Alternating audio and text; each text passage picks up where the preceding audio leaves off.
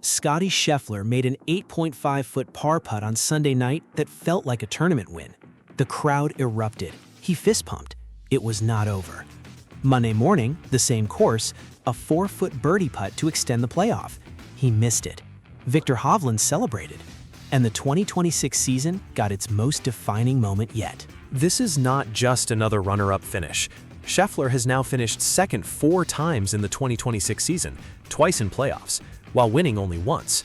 He has played 14 events and holds 35 consecutive top 25 finishes, the longest active streak in professional golf, and second only to Tiger Woods in the last 40 years. And the man who just beat him had missed the cut at the US Open the week before and then stayed at Shinnecock all weekend to work on his game.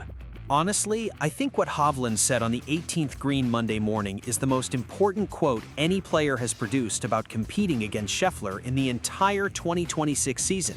In the crowd dynamic between Norwegian World Cup fans and American golf fans turned a playoff into something nobody planned for. Do you think Scheffler's 4-foot miss on Monday morning was a mental failure or just a putt that caught a bad edge? Drop it in the comments right now. And stay with me, because what Hovland said about the specific sequence of who putted first and why that changed everything for Scheffler's read is the technical detail that reframes the entire playoff. And I am not getting to it until later in this video.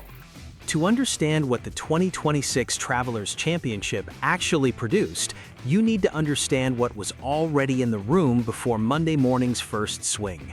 The tournament started on Thursday with a 54-hole leader in Hovland, who had posted 3 consecutive rounds under 70.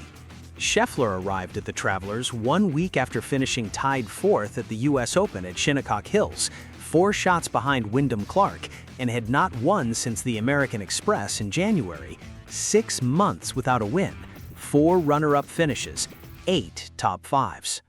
By Sunday, the Travelers had evolved into something more than a golf tournament. A contingent of Norwegian fans in town for the FIFA World Cup, wearing matching red soccer jerseys, had adopted TPC River Highlands as their second stadium for the week.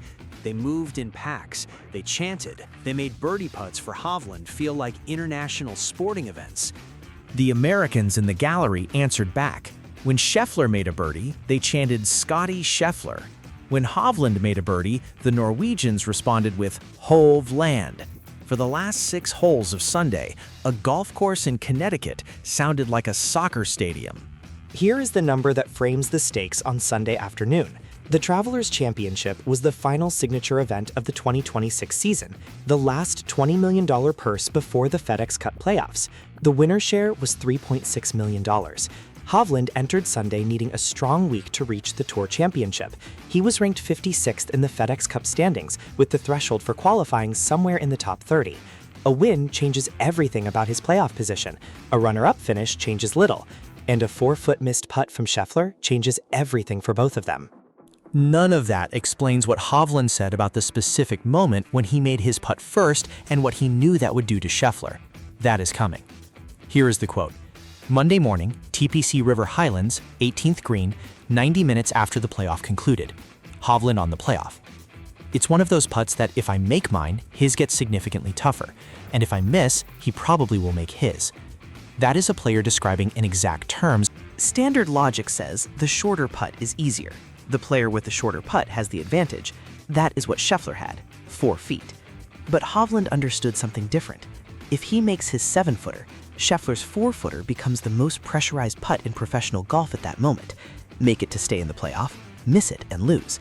If Hovland misses, Scheffler can make his putt freely, almost certainly, because the pressure releases. You follow golf. He made his 7-footer. Hovland dropped it in the center of the cup from just inside 7 feet, downhill with left-to-right break. And Scheffler stood over 4 feet, a putt that had already been redefined. He hit it on his line. He said so afterward. He said the pace was a little firm. He said it rolled over the left edge. He said it was disappointing, especially given the putt he had made the night before. He is right about all of that. His description of the putt's outcome was accurate and calm.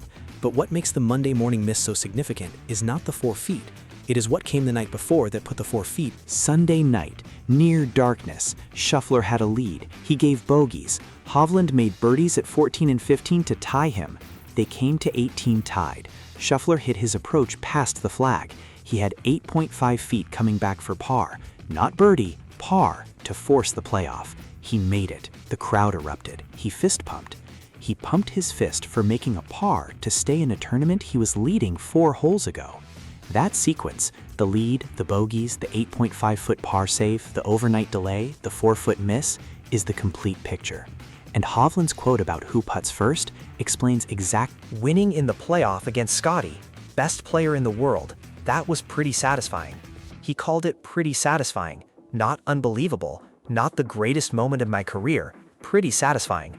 That is the language of a player who knew he could win, who knew, despite missing the cut at the US Open the week before, that this was a version of himself that Scheffler could not automatically handle. Is Scheffler's 4-foot miss Monday morning evidence of genuine putting pressure issues under playoff conditions, or just a putt that caught a bad edge at the worst possible moment? And just when you think this is about 2 putts on a Monday morning, the Hovland backstory from the week before the Travelers, the US Open missed cut that he refused to leave, changes how you read everything he said about getting better. Here is what Viktor Hovland's 2026 season had promised his own expectations entering the Travelers Championship. He won the 2023 FedEx Cup. He won 3 times that year. He made every cut he attempted across 23 starts. He was, by the most relevant statistical measurement, the 3rd or 4th best player in the world for most of that season. Then came 2024. 0 wins, documented swing issues, a year that CBS Sports described as the single exception in a career where he has won in every other season he has played on tour. Then came 2025. 1 win, the Valspar Championship in March. The rest of the year, a struggle. His play described publicly as inconsistent. His approach to the problems, consistent. Keep working, keep diving into rabbit holes, keep finding ways. The US Open in June 2026 was the worst result of his recent stretch. He missed the cut at Shinnecock Hills, and then, instead of flying home, he stayed. The reports from Shinnecock were specific. Put yourself in Hovland's position that Saturday and Sunday at Shinnecock. You missed the cut. The tournament is happening without you. Players you respect, Scheffler, Clark, McIlroy, are competing for the US Open title while you hit balls on a practice range. You could leave, your caddy could go home, the plane is available. He stayed. He worked. He teed it up at TPC River Highlands 5 days later and held the 54-hole lead. That weekend at Shinnecock and what it produced at the Travelers is what Hovland was describing when he said, "I know how good I can get, and I keep pushing myself, and I keep wanting to get better. And then when I fall short, it really pisses me off." The fall short moments are not just the missed cuts. They are the missed chances, the lost playoff, the FedEx Cup standing that was too far down. Hovland processes those moments through anger, not public anger, not press conference anger, but the kind that sends a player back to a practice range on a Saturday when they have already missed the cut.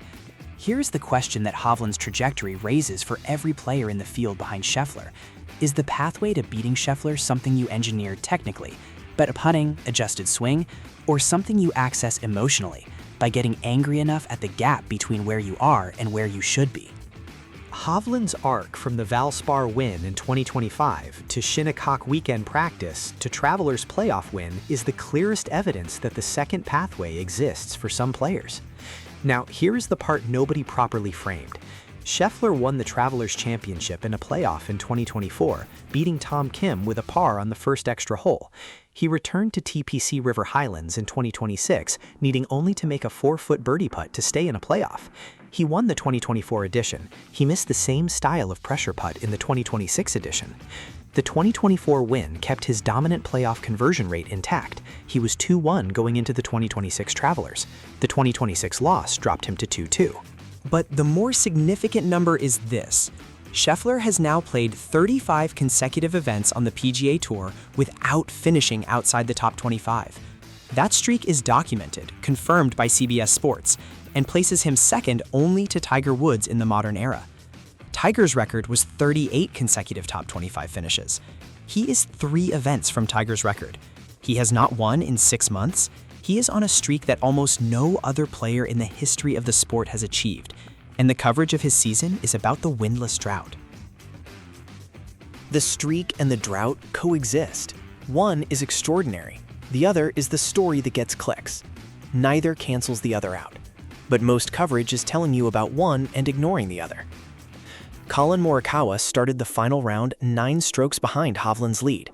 He told his wife that morning he was going to shoot 61 and finish his 3-week stretch on a good note. Then he shot exactly 61.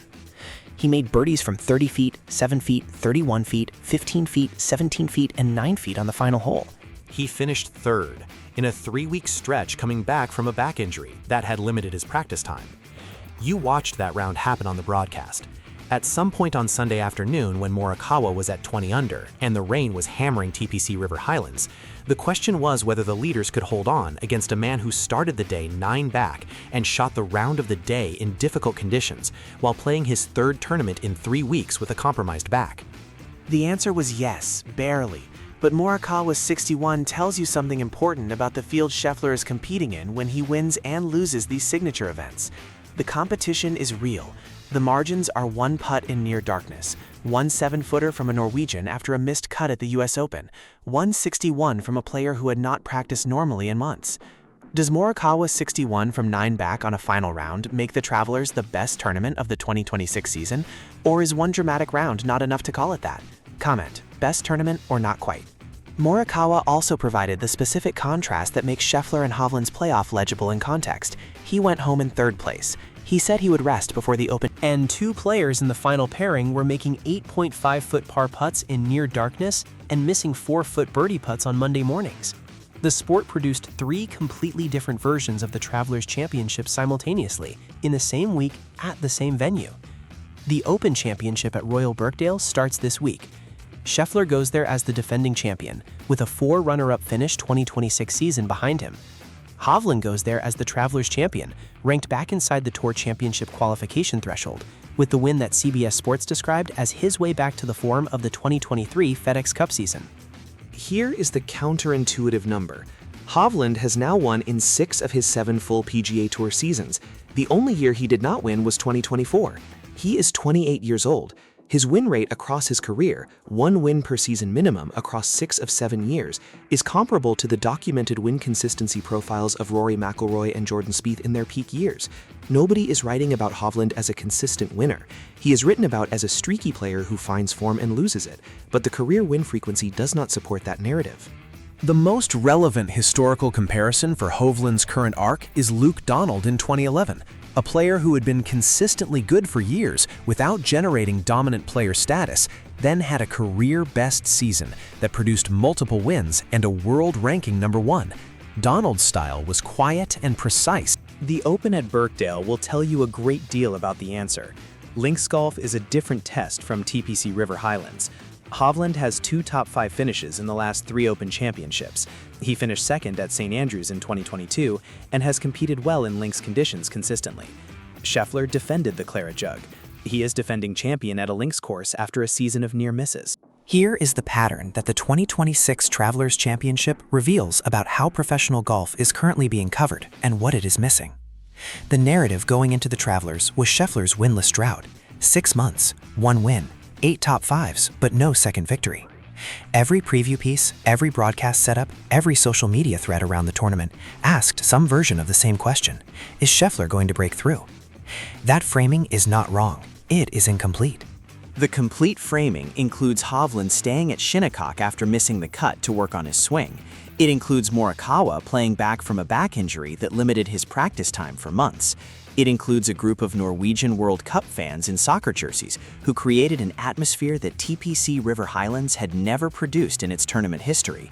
It includes Scheffler making the most pressure-loaded par save of the 2026 season on Sunday evening, and then missing a 4-foot birdie on Monday morning. Here is the question the coverage missed.